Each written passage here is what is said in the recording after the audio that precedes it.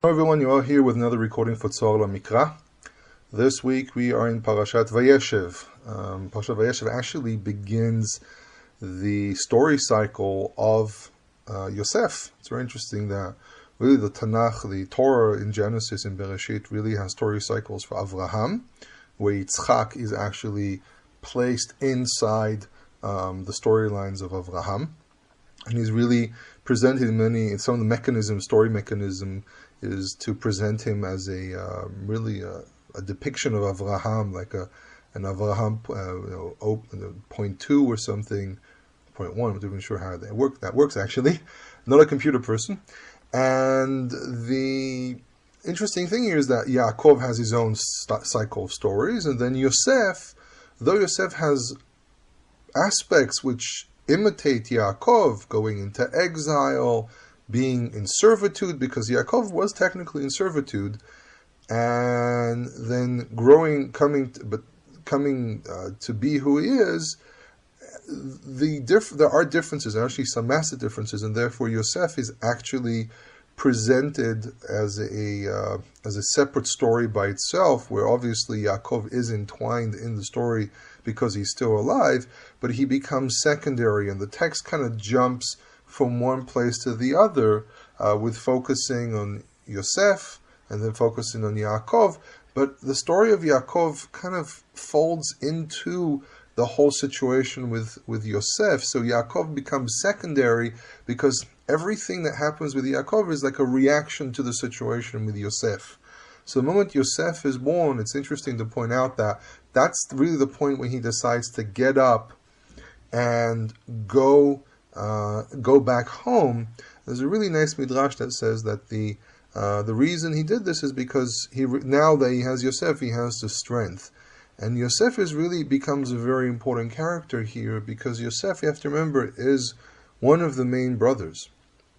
And a massive part of this story is the tension between Yosef and the rest of the brothers. Yosef being the youngest brother, but Yaakov seeing him as his firstborn. And there's some things Yaakov says that really show the psychology here of how he perceived Yosef.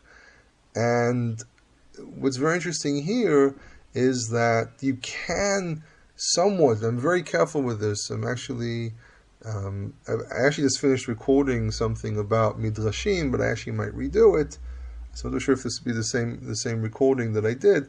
But you have to be very careful with this idea of trying to read into a text ideas which are not necessarily the main point. But it's interesting to see Yosef maybe as a symbol to the exile of the 10 tribes, though it's really the brothers, 10 brothers,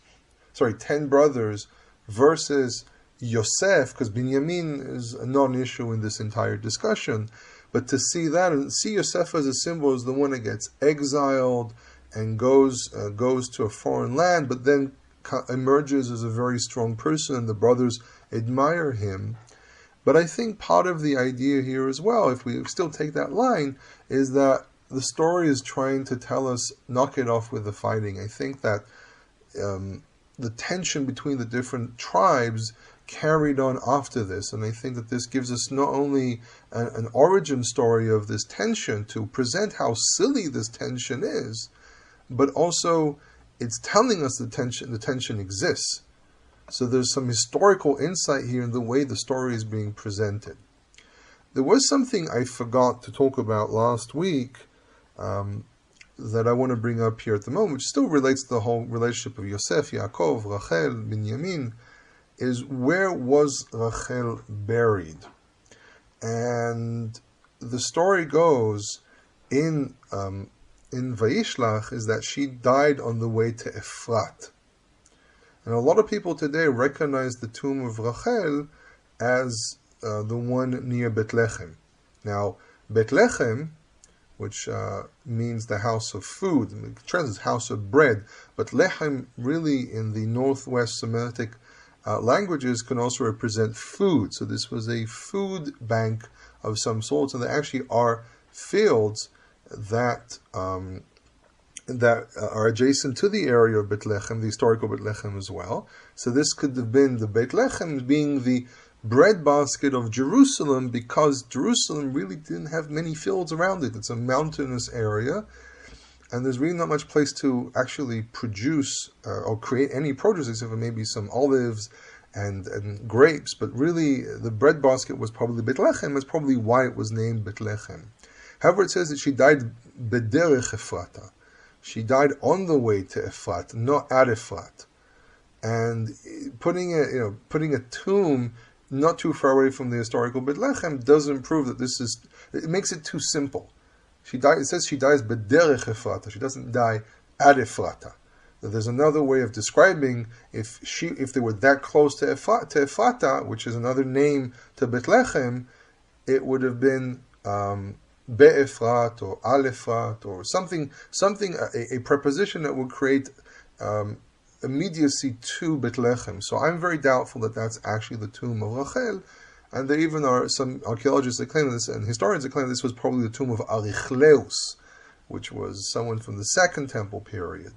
Also, there are midrashim that talk about the 10 tribes traveling to the north. I mean, they had to be exiled northwards, and that's where they saw the tomb of Rachel, and that's where they cried. And it says Rachel mevakal banea me'ana li'nachem. This is Jeremiah speaking, and it seems to be the tomb was more towards the north. Shaul also, he meets up with people near Tziyun Rachel, near the tomb of Rachel. Tziyun is a marking, which probably means the tomb itself. And that's more of a northern area. He's a Benjamite. He doesn't travel southwards towards Judea. So a lot of the indicators in the Tanakh show that the tomb was probably north. And there actually is a place called, I think it's called Kubrat el-Yahud or something like that, which some people recognize. I think even the Ramban spoke of a tradition like this, that the tomb of Rachel was actually in a Israelite/Jewish graveyard north of Jerusalem, even north of Mitzpah, further into the land of Benjamin.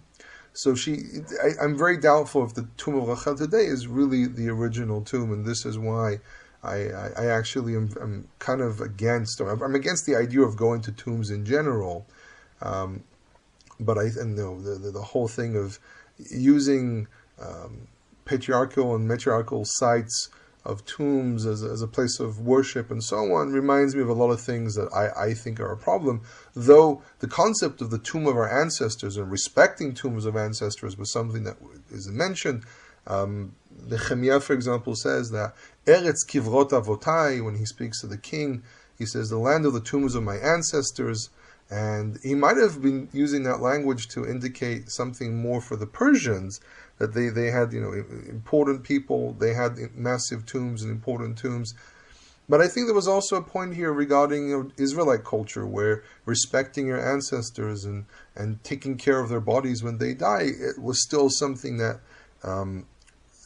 permeated in the thought as well. It wasn't just him throwing these words out. I think that there is a concept in the Tanakh of respecting your ancestors and taking care of their burial and respecting their tombs, but not going there and praying and erecting a synagogue and everything's around. I'm very careful about these things. I'm very concerned about it. And really the people who promoted the whole tomb thing are Kabbalists, and many of the famous tombs that people visit were identified mostly by Jewish travelers at a point where you couldn't go to Jerusalem, so people wanted to go to other places, so they started erecting sites of worship that had a connection to, not worshipping the tomb themselves, and this is a very important point, they're not worshipping the tombs, but as sites that replaced Jerusalem, replaced some holy sites that were inaccessible due to Muslim conquest or Christians. Jerusalem, for example, for the debate if the decree of Hadrian lasted that long. There's some questions about Udukaya, the Byzantine empress, if she allowed, because she had interests as well, she wanted money, so maybe she allowed Jews into Jerusalem. But one of the major points in history where people started going to tombs was the time of the Kabbalists in the 1700s, where the Ari, for example, who was one of the main, probably one of the most important Kabbalah teachers in history, the Ari, or Rabbi Israel Ashkenazi, that he identified many of these tombs through some spiritual ability. And even so, this is a place of impurity. Tombs are a place that if you go into, you become unclean. He who touches a tomb, this appears in Leviticus, in the laws of Tuman, in Numbers, in the laws of Tuman Tahara, the whole subject of the red heifer. And there's actually an interesting book that came out called Mitum'a Lekdusha, From Impurity to Holiness, the story of tombs, and how people started developing rituals around tombs and so on. And I'm very against it. I've been always against it for many, many years. When I was already a teenager, I realized there was something wrong with it. But in any case, without saying too many bad things about my brothers and sisters, we need to realize they don't worship the tomb. It's just something that became very prominent in the Jewish world because of the reality of not being able to access different places. In any case, now keeping to Vayeshev. So it says that Yaakov loves Yosef, and there's maybe a bit of a message here to parents: don't overlove one child, even if this is the child of the wife you love the most. And you have to, I once read this interesting book about taking care of children from a biblical perspective, and they said that the Tanakh points out in certain places where you do see parent-child relationships, that there's always this preference not to, have one child greater than another, but also places where parents did do that, it always came out as being bad. Now, there aren't too many examples of parent-child relationships, but there are some. And this is one of them. Now, the code itself that Yosef has, there's going to be a supplement with this recording that will go into a discussion about what is this coat that he wore. But an interesting thing here that I started talking about last week as well is this whole dream that unlike Avraham and Yitzchak, Yaakov and Yosef are presented as a bit of twins, where they actually all have dreams. And Yosef has these dreams that present him as being greater than the rest of the brothers. And the brothers, this is the thing that rolls the ball really towards the whole story of going down to Egypt. So there's something that Yosef speaks about all the way at the end, and we already, as the readers, have insight to this, that this is really for a greater purpose of the Israelites ending up in Egypt to bring the Exodus. But what's really important here, at least for me, is the struggle between the brothers. The brothers struggle with one another. And this struggle, I think, continued on between the different tribes. I think that it's a bit of a very sad history with Israel has always been the fights that we've had with one another. And I'm a person who prefers peace. I'm a person who prefers to sit down and talk and resolve the situations and not go into fights. And I think many people who listen to this are the same.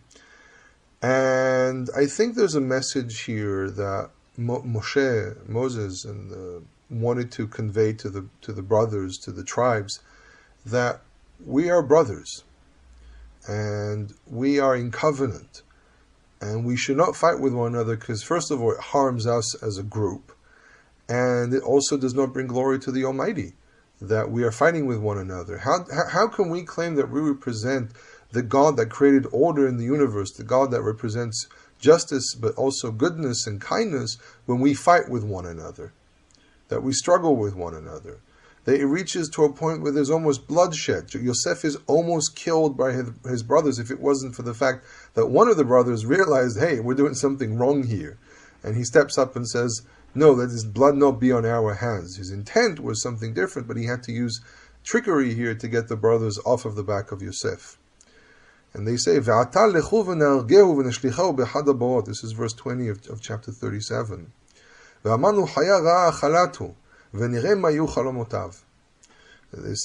said here, now let us go and kill him and throw him in one of the pits, and we shall say a vicious animal ate him, and we shall see what his dreams will be. And I'm going to throw an idea here, and I hope it doesn't scare people, but let's take the brothers as the people of Israel, and Yaakov being the father figure, but also the father figure can also be God. As an idea, and I'm very careful with these types of ideas, because you have to realize that a lot of people speak in the name of God, but they don't necessarily know what God really wants. But as an idea, is it possible that the Almighty hurts. And this, I'm speaking about this metaphorically. I mean, there have been people who present the possibility that God does have emotions, though many of us today, after the philosophical developments in Judaism, where God is presented as a static God, that is, there is no way of presenting him as being human in any form, shape, or way. The Tanakh does give us sometimes glimpses into maybe God has emotions. But even if he doesn't, he has a will. And could it be that part of the metaphor here as well is that God hurts because of the fact that we are fighting with one another? That Yaakov, receiving the message that his son is dead, could that be also a metaphor to the turmoils, quote unquote, that God has when he sees his children fighting with one another? Could it be that these fights are just hurtful to him as well? And again, this is just an idea. But I've been pondering about this idea for many, many years, because I once read in the Talmud asked a metaphorical question: what appears in the phylacteries of God? What is God? This whole thing of Moses saw the back of God. What did he see? He saw the knot of the tefillin, of the phylacteries. And they ask, what are in the phylacteries of God? And there's all these verses that talk about the idea of unity of Israel. Mi k'amecha Yisrael goy echad ba'aretz. Who is like your people Israel, your nation Israel, one nation in the land? So we can, and I'm very careful with these things, but we can maybe read that this story is a metaphor to the struggle between the brothers and the damage that it does not only to us as a people, but to our relationship with God. Yaakov goes into melancholy. It becomes difficult for him to respond to things. He becomes very sad all the time. And the brothers can't calm him down. Why? Because God made a covenant with all this, I'm transferring to the metaphor, God made a covenant with all the children of Israel, with everyone who wants to be loyal to his covenant. And he, as a God of a covenant, wants the ones in covenant with him to be protected.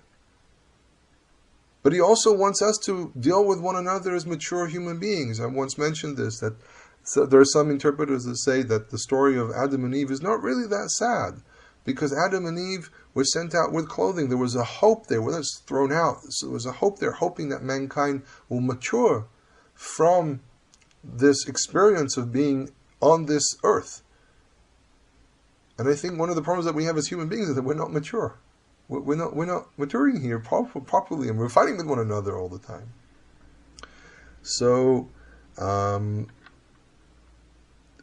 this might be one of the messages. Now, besides this message here, which is really the midrashic side, I will say, of this recording, there's the whole question. There's several technical questions here. Some of these technical questions might be a little bit for mature audience, so I'm going to bring it up. There will be a warning. If there's any children listening to this, there will be a warning before we get to it. But first of all, who sold Yosef? Who was actually responsible for selling Yosef? Why do I say this? Because on one hand, it says that the brothers take guilt here in selling Yosef. But on the other hand, verse 28 says, "Vayavu anashim midyanim," the Midianite people who were merchants, socharim, "vayimshechu ve'alu et Yosef min habor." They pulled him and they brought him out of the pit. "Vayimkiru et Yosef leishmaelim," and they sold Yosef to the Ishmaelites, "be'esrim kasef," for 20 silver coins. First, actually, no, 20 silver bits. These were 20 shekels, but these were not really coins yet. So then Reuven runs over and he goes to the pit. The brother Yosef is not there. He returns to the brothers, and it seems to be there's a bit of a hole here, because the brothers then take the garment and they slaughter him. They slaughter an animal and they dip it in blood. And it seems to be that the brothers were not too sure what happened to him. But then later on, the brothers take responsibility for it. They actually say, because we sold him to Egypt, he sells them, I am Yosef, which you have sold down to Egypt. So there's a bit of a problem here. And there have been a lot of discussions who did what. And it's quite possible that they weren't too sure, that there was maybe a piece of information missing. Or that the brothers were considered to be guilty because they planned to do it anyhow, but they didn't end up doing it. But on the other hand, the fact that he identifies himself as being Yosef, which you sold to Egypt, is he just speaking because of the result at the end of the entire ordeal, or is it because they knew he was sold to Egypt? Okay? Is it possible that maybe the brothers pulled him out, the Midianites, he was sold to the Midianites, and then the Midianites sold to the Ishmaelites? Because we can argue as well that when it says here, V'avu anashim Midyanim socharim, that's one piece, the Midianite merchants travel. But then, the brothers are related to Vayemshichu ve'alut Yosef minabo, okay, that the brothers pulled him out. And then Vayimkiru Yosef li'Ishmaelim, okay, is another stage. Basically, the verse is built in a corrupt way, as we can call it. And really, we're looking at several stages here. The brothers sell him to the Midianites, the Midianites sell it to the Ishmaelites. Or that the brothers sell to the Ishmaelites, but the Midianites were the ones who actually brought him down to Egypt. Because the Midianites actually had a border with Egypt, and they actually had connections with Egypt. In any case, the brothers are connected here in some way or another. But the fact that Reuven goes back to the brothers and says, "Where is he?" and the brothers react by putting blood on the garment, creates somewhat of an atmosphere of lack of recognition. But on the other hand, lack of knowing what happened. On the other hand, they said, we will say a vicious animal killed him. So the text here is presenting a bit of a muffled way, but I think it's safe to say that the brothers did sell him, but there were several stages in selling, and the Midianites themselves and the Ishmaelites, there was something that maybe the Midianites and the Ishmaelites were probably the ones. One of them was the middleman, but one of them was the one who actually took him down to Egypt. But the brothers were really the ones who sold him, and that's really the atmosphere later on in the story. Another thing that we have here, and this is the section we need to cover your kids' ears, is what happened here with Er and Onan. So this actually connects to the whole subject of levirate marriage. And maybe as another supplement, I'll put up the whole thing with Yehuda and Tamar, which is another thing in the blog that I put up over a year ago. The story here really is about Yehuda not fulfilling the responsibility of taking care of someone that you technically adopt into your family. People, when they got married, there was an adoption. It was kind of an adoption ceremony. I was actually asking myself regarding previous parashot, what was the whole deal that Lavan can turn around to Yaakov and say, the children are my children, and the animals are animals, and the daughters are mine. What? No, these are Yaakov's children. This is Yaakov's payment. And these are Yaakov's wives. How dare you? But then I was reading an interesting article by Cyrus Gordon. I think it was Cyrus Gordon. And he states that the thing is that Yaakov showed up at Lavan's house with nothing. And he married into the family. So technically he was adopted. So Yaakov was technically one of the children of Lavan. So technical level. And therefore, anything Yaakov does really does technically belong to Lavan. But Lavan, because of the intervention of God, Lavan backs down because he realizes he's not in the right. Yehuda here, when his son marries Tamar, she is adopted into her family, and he is responsible. The statement that he says, "Go back to your father's home." It says, "V'yomer Yehuda leTamar kalato shevi almana bet avich." And this is verse 11, chapter 38. And Judah said to Tamar, his bride, widow, dwell in the house of your father until Shelah grows up. And he was really saying it to avoid his son dying, because there was this idea in the ancient world that that there's a concept of isha katlanit, a woman is like a black widow, that some women were black widows and it was very dangerous to be married to them. But the point here is that The problem in the story is the fact that there's no fulfillment of a adoption law which has covenantal elements in it, and the breach of this covenant, the refusal of Onan to bear the name of his brother. So there's also the insult to the deceased. Now, Er was wicked in the eyes of God, and we don't have any information on what it was. There was something wrong with him.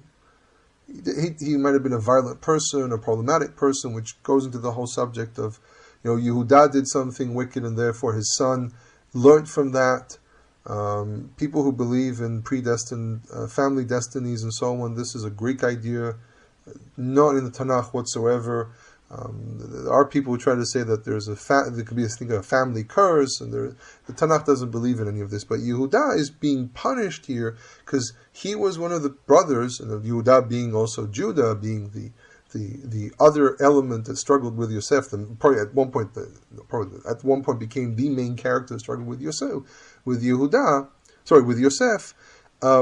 He gets punished by losing his own children. This is the lex talion, the talion law of midah keneged midah, of you do one thing, you receive the same. In the end, he receives two grandchildren, twins, that fulfill the loss of the two children, and because he is the father of those two children, so it's like completing the two children that he lost. But the point here is that there's breach of covenant with Tamar. There's punishment here to what happened with Yosef, which might hint that Yehuda was the main. Actually, I think it says bluntly that Yehuda was the main brother who said, "Let's kill him." But it says Vayomer v'emu ish el achiv, so it doesn't really say it was Yehuda, but it might hint that it was Yehuda that suggested this idea. However, now there's really the point you have to cover your kids' ears. The whole subject of masturbation is completely out of the picture. It is not the subject. It is not the point here. Catholics, Orthodox Jews, a lot of people push this thing. It's not it. There are a lot of issues with this type of behavior, but it's not the point here. Don't try to, if I mentioned earlier, hanging things from bits and pieces from the Mikra, from the Tanakh, and claiming, this is what it's actually saying, and creating entire midrashim. It's not true. The Tanakh actually has nothing to say about this subject. However, there was a concept in the ancient world regarding the seed and it being really the thing that brings children forth, and there was a concept, but it wasn't perceived as a sin. It was perceived as a bad way of behaving. So they can uncover your kids' ears. So the whole subject here is completely different. It's not the point. What's interesting, we also have this thing here. Usage of words. So we have the Kadesh and Kadesha, which are temple prostitutes. Yehuda thinks that she's a prostitute, which is interesting because she covers her face, and in Mesopotamian law, only married women were allowed to cover their face. Prostitutes had to reveal their faces. So you can see the Torah is not always dependent on the Mesopotamian world. It also had its own culture in its own region. But it's interesting that he goes to a Zonah, which is a proper prostitute, but when his Adulamite friend looks for her, she's now referred to as a Kadeshai. It feels as if he was trying to hide what he was doing. This wasn't a prostitute. This was me going to do something ritualistic. There was something ritualistic here. So that might be why we have the switch from Zonah to Kadesha. Another interesting piece of insight here is the fact that Yehuda is the one that gives judgment, and he says she has to be taken out to be executed. And it says in verse 25 at the end, "Vayomer Yehuda hotziuha v'tisaref," take her out and she will be burnt alive. And the interesting anthropological thing here is that Yehuda is the head of his family. I mean, there's Yaakov who's the head of the head, but he's at the moment out of commission because of what happened. So he's completely unable to make judgments. So Yehuda, being one of the greater brothers, but also the head of his family unit, he is the judge of that family. And that mechanism, by the way, continued to exist in the Israelites, because the judges were usually heads of families, and the Si'im were usually people who were exalted in the families themselves. And I won't be surprised if we ever able to research this, that the Nesi'im, the princes of Israel, were usually also people who were mostly heads of families and firstborns. So he, as the head of that family, had power over the entire family, and as a judge, he also had the right of even executing someone, not only punishing, but even executing. And this, by the way, this type of pattern exists to this very day in tribal structures where families are more important than the bigger tribe. So these actually exist. The story here of Potiphar, he's referred to as Saris Paro, and the word Saris, much later in Hebrew, became someone who's a eunuch, but he was probably not a eunuch. The term Saris, before the Persians made them into eunuchs, or even some of the late Babylonians made these men into eunuchs, the Saris basically meant a servant of the king. And we actually have places where there's a dikno sarisu and just plain sarisu, and a person who is a eunuch usually doesn't have a beard, because people who were usually made eunuchs at a young age, so they never developed the ability to grow a beard. And the fact it says dikno sarisu, which is dakan, is like the word zakan. It's the switch zayin daled, which has its own historical background, Proto-Semitic je or ze, which relates to de and do. But the point is that this did not necessarily mean a person who's a eunuch. He had a wife, which meant there's no point in being a eunuch.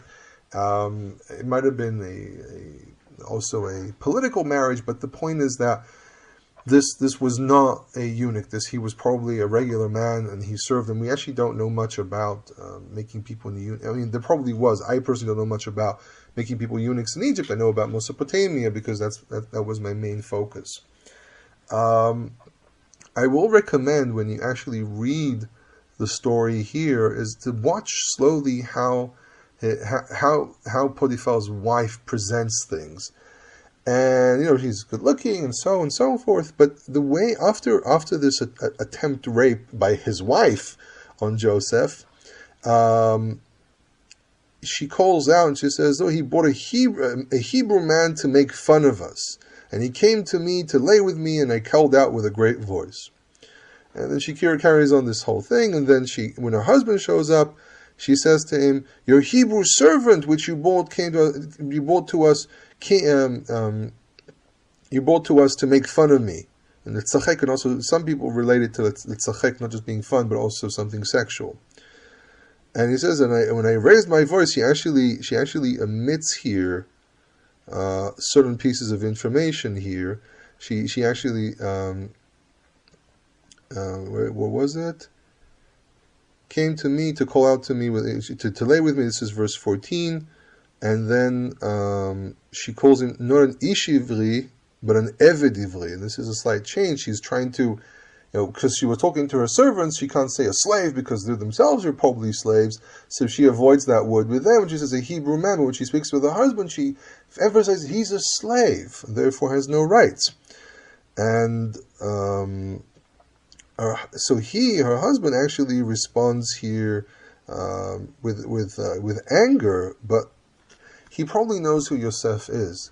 So he doesn't execute him. He has the right to execute him, but he doesn't, because he probably realizes there's something wrong here with this entire story. He actually might have known that his wife was not the most righteous woman in the world, and that's maybe why he does this. He actually might have even done an inquiry. Now, what's interesting here as well, because there are no witnesses, and she has his garment, I mean, it's not enough to prove that he did anything, because she can go in and steal his garment at any given moment. She can go in and take a garment from his storage. He probably had more. He might have had more than one garment, might have not. I mean, he was a bit important in the house, so it's possible he had more than one. So he knew that she making such a claim doesn't prove anything. But on the other hand, she might have been the daughter of someone important, so he had to protect her honor, so he played this game of sending him to prison. But it says, Vayichar apo. She says, these deeds, this is verse 19, as these deeds your servant did to me, and he was wrathful, but it doesn't really say that he was wrathful necessarily regarding what she claimed. He might have been wrathful, meaning that he realized his wife was also lying. It's not clear. It's kind of left there. But what's interesting is this whole thing of owning something that symbolizes you or represents you. Yehuda has the same thing happen to him as well. So there might be a hint here as well that Yosef, though he was the victim, most definitely victim in all the situations that we've described, that he needs to remember that even as a victim, that he is not always in the right, and he's not always the one that's always the victim. I mean, he is a victim here, but the fact that Yehuda and Yosef are presented here in very similar situations of being placed in a problematic situation equates them to one another, maybe hinting, listen, Yehuda was in the wrong, Yosef was in the right, but please remember, Yosef, not to be arrogant about it. And there is a midrash that says that Yosef started becoming very arrogant about his status in Egypt.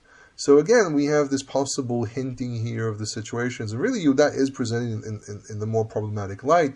He is the one that misjudges Yosef. He misjudges Tamar. He mistreats both of them. And Yehuda has been hammered here. But Yosef is also always being warned. But on the other hand, part of this is also the process of bringing Yosef to his status. So, two possible readings here of the situation. In any case, the parasha ends with Yosef and the dreams. We go back to dreams. The dreams bring him to Egypt. The dreams bring him to the imprisonment of Egypt, but the dreams also bring him out of Egypt, bring him out of the imprisonment. And maybe there's a hint here as well that the prophecies, which many prophecies seem to be the types of dreams. For example, Jeremiah says that he had the ends of chapter 32 or 33. He has these wonderful prophecies, and he says, "Oh, my sleep was good upon me, shnati alva alai." I think he says there, and there's a hint here to the future that the prophecies of the future are like these dreams. That these dreams will be fulfilled and will bring you out of the imprisonment, of the exile. And this goes out to any Israelites out there that are hearing this, that we wait, we're sitting here waiting. I mean, I'm not Judah, I'm Halevi, so I'm a Levite. What family name is not just it. These are heritages and family traditions. But the point is that we are here waiting for our brothers to come back. That I really want to see Judah realizing that we have other brothers out there. And we might not always recognize them, but they're out there somewhere. And I think I've met some of them. But I think these stories are also the stories of Israel in general. And I think many people agree with this, and many teachers teach it this way. That this is the story of Israel as well, when we eventually will step out of the prison, and we go, and Yosef becomes a very powerful entity, and the brothers need to show up before him, and Yosef will be the one that will help Israel and help Yehuda get back on its feet. And I've mentioned this subject that Jews today, based on what's referred to as the myth of the empty land, are probably composed of most of the tribes. So we only wait for our brother Yosef to reunite with us to bring everyone back up on our feet. And when we become united, we become strong. So with these words, I want to wish everyone a Shabbat Shalom, and may we all see the redemption of our people very soon.